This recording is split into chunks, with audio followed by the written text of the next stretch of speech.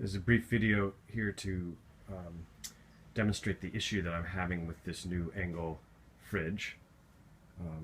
Refrigeration's working great, but it makes a really disturbing rattle that goes away with some pressure. I don't think that this is kind of how it should work. So right now it's off, so I'm going to turn it on.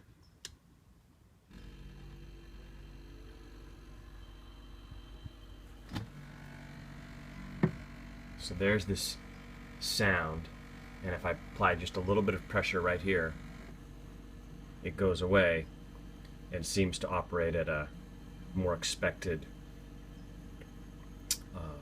loudness. Take my hand off.